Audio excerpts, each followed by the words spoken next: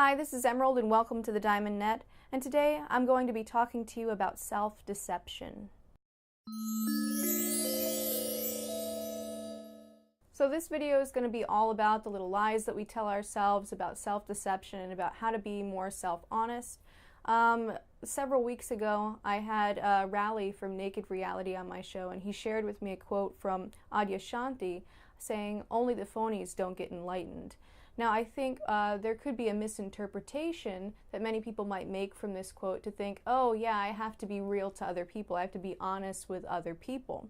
But being honest with other people is fairly simple, but being honest with the self is a lot more difficult because sometimes we just don't want to look at the truth of how we are. So when it comes to lying to others versus lying to the self, when we lie to others, we generally know that we're lying. When we lie to ourselves, we generally don't realize it. We know at a deep level that it's a lie, but we may just not want to face that aspect of reality. And this is what obscures the truth from us. If you watched my last week's video on shadow work, I even talked about how self-deception is at the root of the problem of the shadow. That's what causes the shadow in the first place, because we don't want to see reality as it is. We put on our blinders and we ignore things in reality and we repress them away from our experience. But this is the very thing that causes a distorted and unwise experience of reality. So if you're familiar with my channel and with my backstory, you'll know that I had two experiences of ego transcendence when I was 20 years old. And one of the most uncanny and most profound things about that experience was that all of a sudden I could see through my self-lies.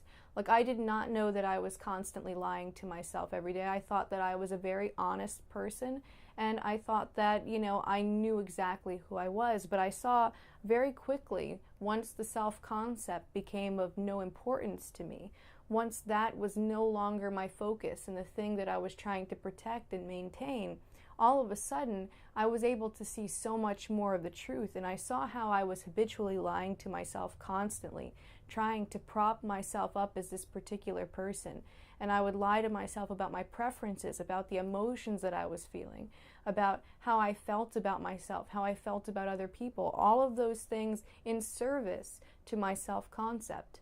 But for those brief experiences, I had no care of being the steward of that self-concept. And so all of a sudden, all of my traits that I had repressed, all of the traits that had been in my shadow, suddenly came back into my awareness. And it wasn't just the traits themselves, it was just this whole entire energy that came with it. It was as though it took a lot of energy from me just to repress those traits away, and it sapped me of so much wisdom and awareness of what was true in my experience that, you know, just the experience of reintegrating those traits caused me to feel so much more aware and to be so much more in tune with what was. But one thing's for sure is that I was absolutely shocked by the amount of lies that I was telling myself. Like, literally constantly lying internally.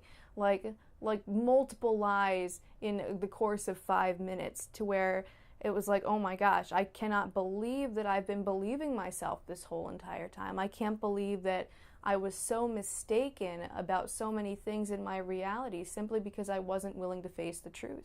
So this is why I must stress to you the importance, when you're doing any kind of consciousness work, to accept the fact that you're most likely lying to yourself 99% of the time. Now, as I mentioned before, I thought of myself as a very, very honest person. I really wanted to be a straight shooter for people. You know, I wanted to make sure that people knew that the things that I said carried a certain amount of weight to them and that they could take what I had to say to the bank.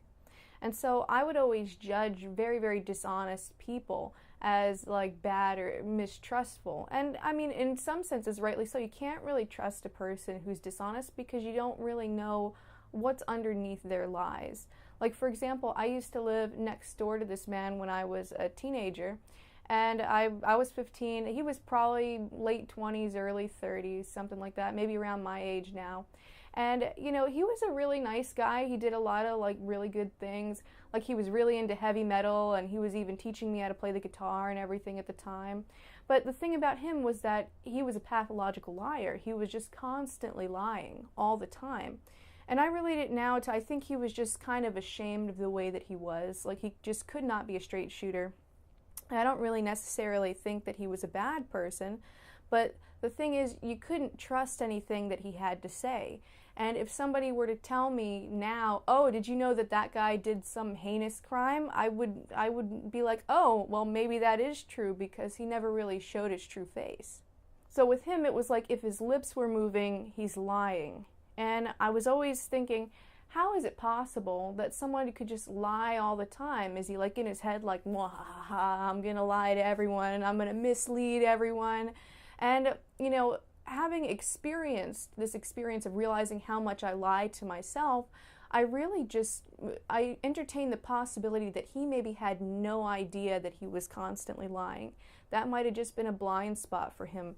And it was just maybe a more extreme version of what most people have anyway. And when I say most people, I mean almost all people. So, like my buddy next door, the ego is just like that. If its lips are moving, it's lying. So chances are, if you're thinking something, particularly if you're thinking something about yourself and your relationship to the world, which is most thoughts in your mind, most thoughts are self-referential in that way, chances are that is a self-lie.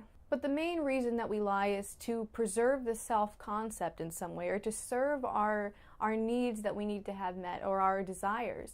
So the ego sort of works in a self-congratulatory and self-deprecating manner. So it might make up stories like, oh yeah, I'm a lot more hardworking than these people, or my perspective is right because of this, or, oh, you know, I would never lie to anybody because I'm such a good person. So that's on the self-congratulatory end of ego thoughts, like that whole process of creating that identification with the self-concept. Or sometimes we have self-deprecating thoughts where we think, oh, I'm never going to fit in, I'm so different from everyone else, no one's ever going to like me. And then we start getting into victim's mentality.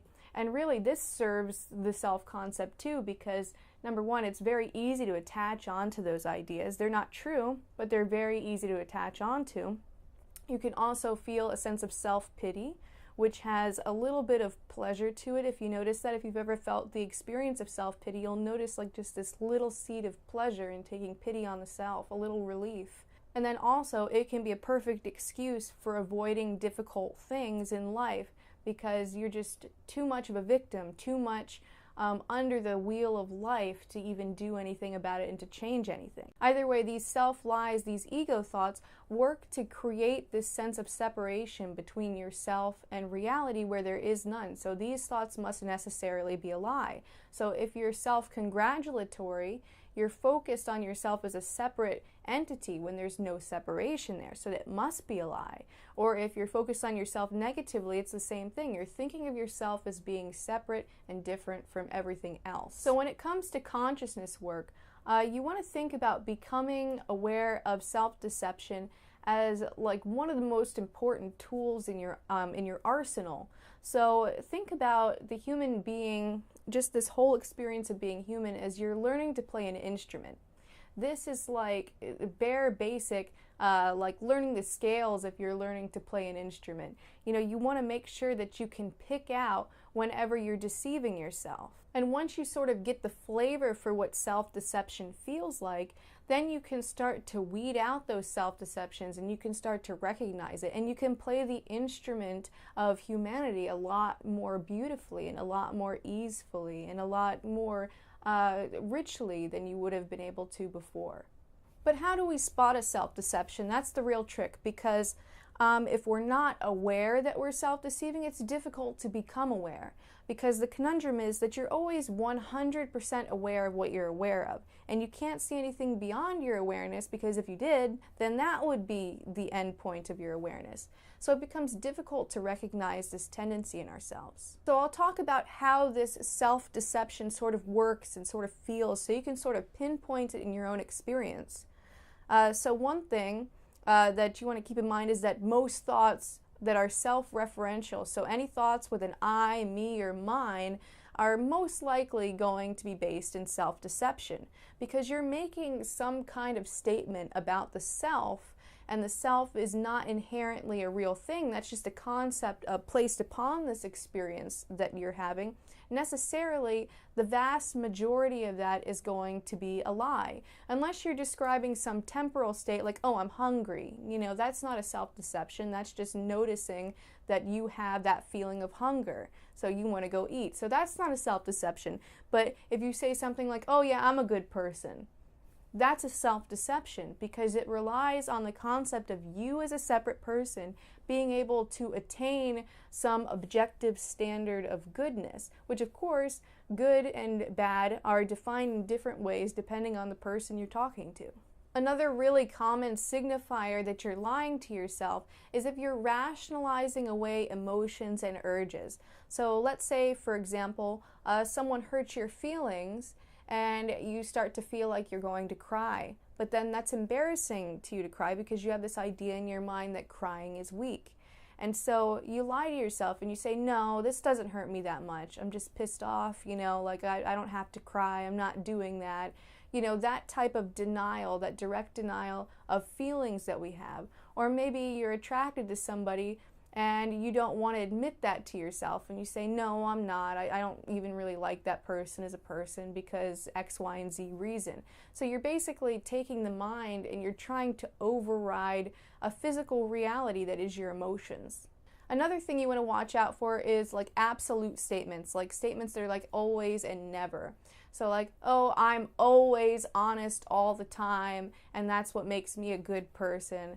Or, oh, I never show up late to work, and that means I'm a really dependable person. Again, these are very self-referential thoughts, but you'll notice that they tend to work in absolutes, where a person picks out a handful of traits that they consider to be the most important and either tries to make themselves fit this mold in their mind and saying, oh, I'm the best at these traits, or they may go in the opposite direction and start saying, oh, I have so many barriers to these traits, I just can't measure up to those standards, and that becomes the excuse, that becomes the rationalization for why you are the way that you are. So you're, again, rationalizing things the way it becomes self-referential once again. Another sign that you're lying to yourself is if you're rationalizing something to somehow protect the self-image. So for example, a year and a half ago, I lost my job. Now, during that time, I was having some difficulties with classroom management, and I was actually having problems. Now, I do genuinely think it was an overreaction to fire me at the end of the year, but at the same time, immediately my ego went into defensive mode, like, oh, this is completely unfounded. How would you do this? And I was pregnant at the time too, so I was upset about that, and I was like, oh, this is definitely pregnancy discrimination. And I do think that that was a factor, but at the same time, there was this tendency to want to paint myself as completely competent in this and like a 100% victim in that situation, because that made me the good guy and that made them the bad guy and them absolutely wrong. Because if I were to accept that maybe I was not doing my highest quality work, or maybe I just wasn't able to hack it at that position, that could be very painful for my self-concept. So it's one of those things, like I could watch it directly in my own experience, despite knowing about self-deception. Sometimes we just don't want to look at the truth, that sometimes we maybe have these traits or do things that are undesirable to us. Another example of how a self-lie feels is like if we are coming up with excuses for justifying the way that we are. Because number one, we don't feel okay as we are somehow, but in our justifying, it further compounds that. So let's say, for example, that I'm a really clingy person and a person feels uncomfortable about that. And they go, hey, I would really like it if you weren't so clingy. And then I say, oh, well, I'm really sorry, but, I was abandoned as a child, and I had a lot of problems from that, and this is the reason why I am the way that I am. And that could very well have been a factor if that's what your past is like. But at the same time, it doesn't necessarily, what's happening now doesn't necessarily have to do with that. It's just another excuse to be able to not take full responsibility for your own actions. And even though it can be good to have insights into why you are the way that you are, it's important to not use those as crutches to kind of explain away behaviors that you would be best to resolve and deal with. Another example of how self-lies look is if you're making comparisons between yourself and others. Like if you find yourself thinking about like, oh yeah, look at that other person, they're doing this, I would never do that. Or, oh, maybe this person's doing that thing, but I do that thing a little better. Oh, or maybe this person's doing really great and wow, I could never match up to that. All of these things, this internal dialogue of comparing yourself to others, and that creates that distinction of a separate self. And again, that is an illusion. It might be difficult to see that that's an illusion, but it is. And so anything that distances other people and says, this is me and that's not me over there, is a self-lie or just a plain out mistake and just a lack of seeing that connection. Another way to tell that you're lying to yourself is if you find yourself quantifying your worth in some way. Like if you're somehow trying to make yourself more worthwhile in some way, or if you feel less worthwhile. So if you're saying, oh, I have to match up to these standards, so I'm the most valuable person. Now, oftentimes we don't think this directly. It's more of an underlying thing because we tend to look down on giving signifiers of worth from person to person, at least if we consider ourselves a good, compassionate person. But this quantifying worth is a natural outgrowth of ego, so it's good to become aware of that. And if you notice yourself struggling to make yourself more valuable in some way than other people, it's good to be able to notice that in yourself. Another example of self-lies is overtly negative judgments of the self or others. Again, that creates that separation. Also, a human identity works in a very interesting way where you can start to become identified with things that are beyond the physical body. So for example, let's say that I identify myself as a spiritual person. In identifying as a spiritual person, maybe somebody who dislikes spirituality and puts down spirituality, all of a sudden, because I'm identified with it, maybe I might feel a little slighted. So this process of identification, that has a lot to do with self-lies as well. But for example, if we start to become identified with another person, like a celebrity or a political figure, we might have a tendency to create similar blind spots for them that we would for ourselves in order to justify our own behavior. So for example, if I'm identified with myself, I might overlook my tendencies toward judgment, toward greed, toward anything that I consider negative. If I identify with a political figure, even if they do something negative, then I'm going to see it as being positive because I have a positive idea about them. Also works the other way around. If you don't like someone, just de facto, it doesn't matter what they do, you're going to see their behavior as negative. So for example, I have a family member of mine who voted for Donald Trump, and we got into a conversation about it, and I was pretty surprised because of a lot of his rhetoric during his campaign and a lot of things that came out about him, particularly the grab him by the you-know-what thing, and that would be something that this person would not be for at all. And I said, well, what about that? Were you okay with that? And she said, well, no, but at the same time, there's locker room talk, and, he probably didn't really mean it. He was probably putting off, So it's the same, explaining away something that you would normally not be okay with in other people, and it can happen when you identify with others as well. Now, there are a zillion other forms that self-lies take. Again, probably if you're thinking, you're probably lying to yourself. It's really that profound. It would be very, very uncommon that a person would be past self-lies completely. Again, that would probably be something that someone with full-blown enlightenment no longer needs to do and just sees right away. But otherwise, if you have not transcended the ego or had the experience ever of transcending the ego, it will be a very big eye-opener to see how often you lie to yourself. So one of the main ways to let go of self-lies is to realize that you're constantly lying to yourself. So just know and constantly be on your guard that most likely most of your thoughts about yourself that are self-referential are lies.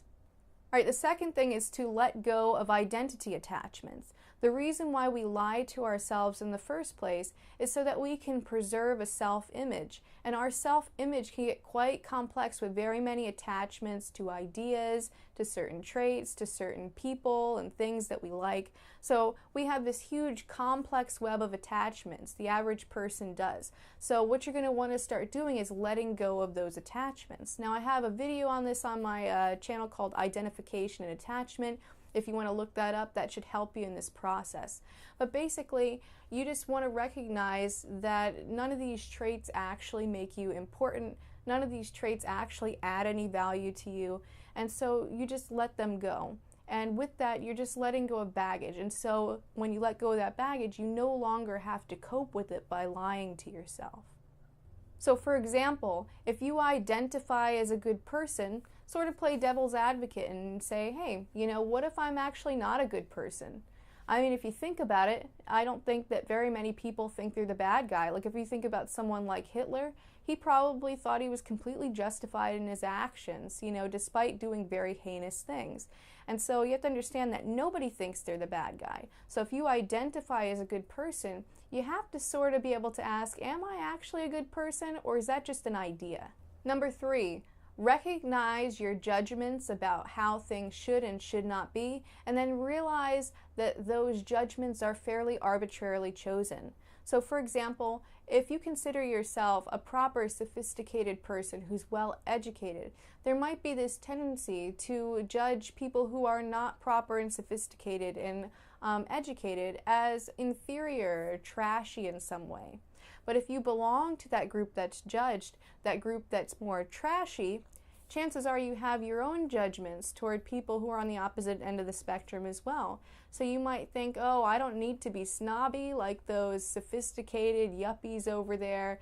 You know, I have worldly knowledge and I like to keep things simple. I don't need to get all intellectual in my head about it.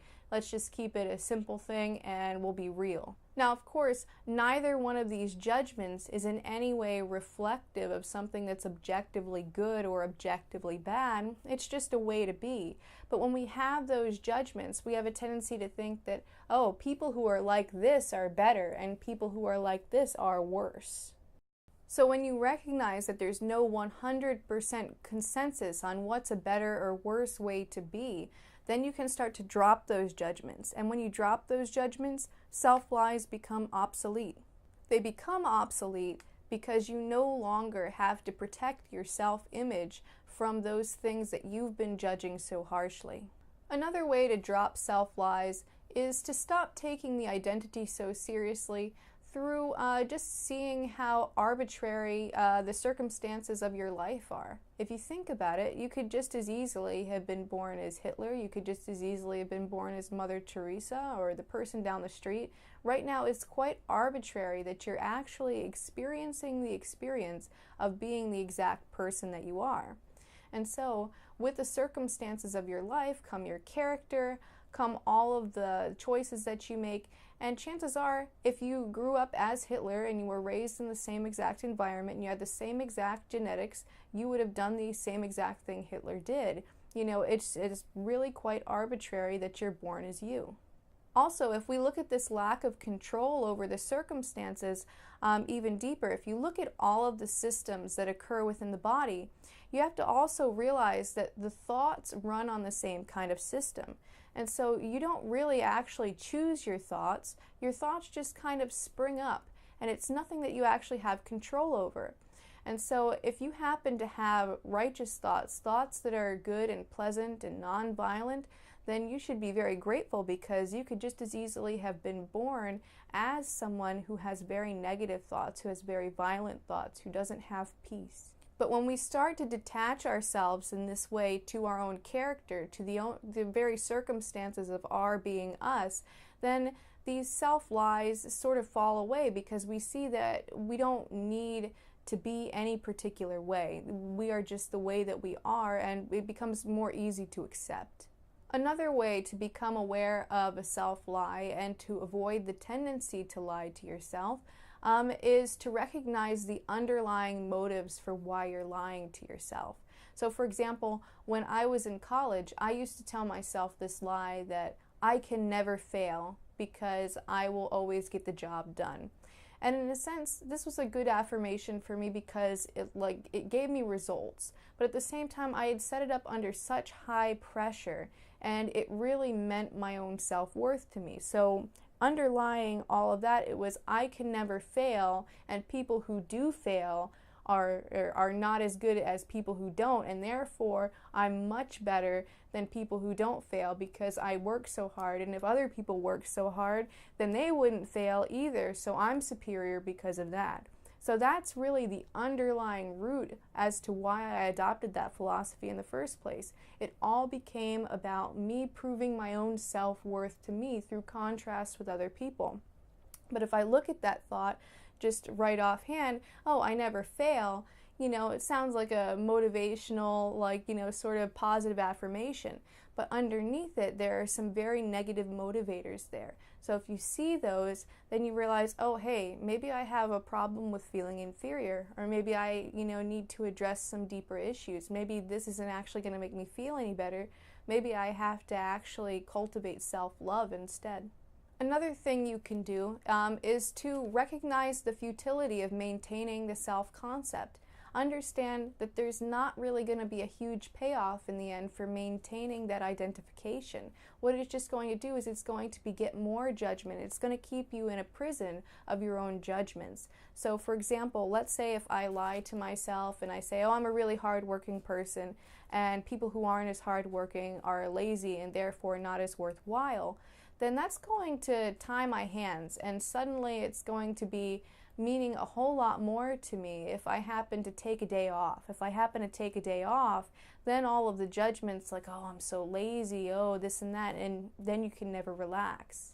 So through this, you can see how much energy that you expend just trying to maintain your self-concepts, because we have a billion of these little self-concepts, these billions of little lies that we tell ourselves that we constantly need to protect. So with this little example alone, we could see how that little self-identification, that little self-lie can rob us of so much of our time and energy, and we become in this perpetual mode of protecting that self-image and letting that self-image continue to be strong and proliferate, and the judgment that can be directed back upon the self for not maintaining that image. But if we notice the futility of that identification, we can notice that, oh, the idea that I'm a hardworking person, that's just an idea that I placed over myself. That has nothing really to do with reality.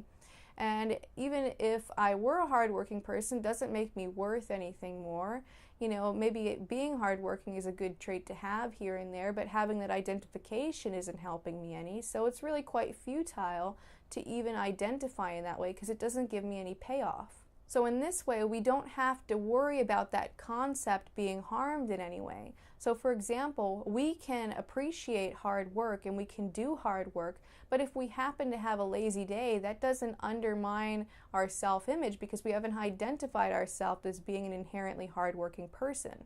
So from this realization, we can start to allow our internal happenings and our feelings and our moods that might vary with our self-concept in the same way that we might accept an external circumstance that we don't relate to ourselves. So for example, if I don't identify anymore as a hardworking person, I can go and I can say, oh, okay, well, maybe today I'll be hardworking and then tomorrow I'll take the day off. And, you can kind of switch a little bit more. That way, when you see the desire to take the day off the next day, you don't overreact to it and say, oh my God, that undermines my self-concept. You can just look at it as though it were a bird chirping outside or a thunderstorm happening or, something that happens at a distance from you, because people's emotions vary from day to day.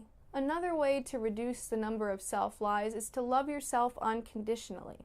So that means to love yourself whether you're a good person or a bad person, no matter what you do, no matter what you say, no matter how much you embarrass yourself, no matter how much of a failure you are in romantic relationships, no matter if you get convicted of a felony and end up in jail for the rest of your life, No matter what happens to you, you should commit to being unconditionally loving. Now, that doesn't mean giving yourself a pass for negative behavior. That's a different thing. But when it comes to the self, your experience of yourself and reality, be unconditionally loving and accepting of that. No matter what comes up is supposed to come up. So if you feel something, say, that's okay. Obviously, I was supposed to feel that way. If a thought comes up that you disagree with, it's like, okay, well, I disagree with that thought, and that's okay, but it's also here. So be accepting of yourself. And you want to adopt the idea that your actions, your thoughts, and your emotions and urges, none of that can ever invalidate your existence at the present moment. If you exist right now, you're supposed to exist. If you weren't supposed to exist, you wouldn't exist. You are valid for being here. You don't have to prove your worth to be here. Because worth, number one, isn't a real thing, but even if it were a real thing, it doesn't determine whether or not you should be or not. Now, this is against all of the children's stories that you get told, where the bad people, they get the just desserts, and many of them end up dead, and then the good people end up getting the rewards. This sort of sets up a sort of dualistic, conditional loving situation in your mind, where you have to match up to some standard of goodness or to whatever you think is going to be the best way for you to be in order for you to love yourself. But those are that's conditional love. That's conditional admiration. It has nothing to do with love. Love is to accept reality as it is. So in our desire to be a worthwhile person, because of the illusion that somehow our thoughts, our feelings, our way of being, our actions can invalidate us in some way, we lie to ourselves. So if we think that people who aren't God-fearing people deserve to be punished or deserve to die, then we're going to be lying to ourselves in that direction to make ourselves feel more God-fearing. And it's going to be completely right over any more authentic experience in your reality that might stand in opposition to that. Or let's say, for example, you're taught that, oh, the most important thing is always to share. And so then you always feel the need to give everything away and give everything away all the time, even when it's negative for you, because you've lied to yourself and you've been mistaken, saying, oh, that's my worth. That's the thing that makes me deserving of reward and makes it to where I don't have to be punished or put out in some way.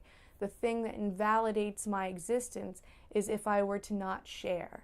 This is honestly one of the worst problems in humanity. Another thing that you can do to cut down on your blind spots to your own self-lies and your ability to lie to yourself is to not believe every thought that you have. So, like I said before, thoughts just come up automatically as an automatic process. We don't really have control over it. We just kind of have the illusion of control over it because we've learned to identify ourselves with the thoughts. So what I'm saying is to disidentify with your thoughts. Just see them as a phenomenon, a very neutral phenomenon.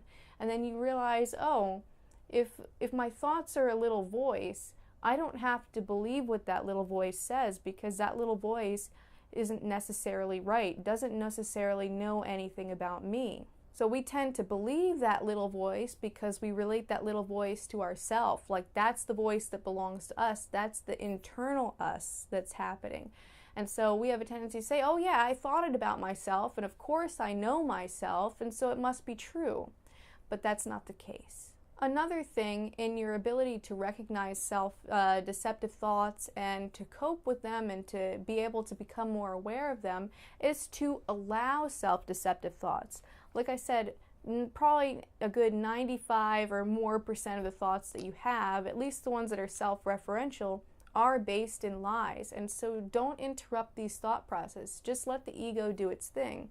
So for example, here's one that I still have hanging around that I keep continuously having to call myself out on and say, oh no, that's BS. Nope, that's not true. All right, so I have this little fantasy in my mind where I imagine that former coworkers of mine or people that I know now or people that I admire in general are somehow admiring me for being more conscious and being more wise, because that's one of my identifications. You know, I have this fancy YouTube channel now where I can espouse all of my wisdom, you know, so basically, you know, this becomes like a sort of like a spiritual ego or a wisdom ego kind of thing. It has nothing to do with the truth.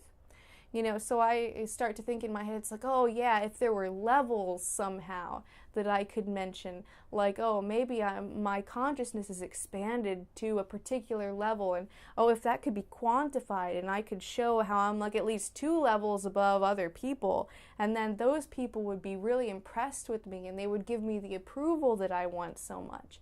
And so I catch myself in this mindset from time to time, and I could just as easily believe it and say, oh yeah, that's definitely true. Certainly I'm a wise person, and look, you know, obviously this is true because I thought it. But then, you know, it's just a fantasy. That's all it is. It's my ego creating thoughts in order that I might see myself in a more positive light. Because at some level, I judge people who are less conscious or not as interested in wisdom or, you know, whatnot as lesser. And so I'm trying to distance myself away and try to set myself aside from other people. But the problem with that is that I'm not aside from other people, and there's no delineation between myself and others, not on the absolute level. There's an apparent separation, but that separation isn't real. But these are the types of thoughts that fortify our identification with our ego. So I have to call myself on my BS. I recognize, okay, number 1, this is not true. Number 2, this exists simply to bolster my self-image because somehow I feel inferior, and this is a good antidote for that in the moment. Then 3, I also have to realize that my whole entire worldview there isn't true. Because if I think that somehow consciousness has these very distinct levels that you can reach to, well, where are those levels? They're not really in our experience. That's just a framework that doesn't have anything to do with the truth. Now, I'm familiar with the Graves model, as probably many of you are, and that talks about human evolution. But you see, that's just a framework. That's an idea placed over reality. And it can be helpful in certain situations, but it doesn't have anything to do with truth. Number 4, I could also make myself aware of the fact that I'm judging other people who aren't as aware as lesser, and then to realize that awareness and consciousness as a trait, as something that someone has, wisdom, isn't necessarily, doesn't make that person more valuable or more valid to exist than anyone else. You know, so I can start to maybe be more compassionate and say that, hey, you know, maybe everybody just kind of goes their own way. And, you know, maybe some people might value wisdom, other people might value practicality, other people might value love, other people might value relationship. You know, all of these different things, you know, essentially are just very person to person. There's no objective thing in reality that says that this trait that I have over here is better than this trait that this person excels at over there. And another thing with this thought process is that even though I'm thinking, oh, look at me, I'm so wise, I'm so conscious, I'm so humble, it's anything but wise and conscious and humble, because I'm automatically thinking of myself as superior to others. So that's not humble. And then conscious, you know, obviously if I were more conscious, I wouldn't be having this thought process where I'm having to create this separation between myself and others. Anyway, so that's all I have for you today. I hope that you enjoyed this video. If you did, go ahead, click the like button below and subscribe. Also, check out my blog at thediamondnet.org and sign up for content updates. I post on my blog every Sunday, and it basically just goes into a little bit more depth with my personal progress of doing consciousness work in everyday life. And, you know, things that I maybe don't get a chance to mention in my videos sort of end up in my blog, so definitely scour that for my personal insights. Other than that, that's all I have, and until next time, keep becoming more you.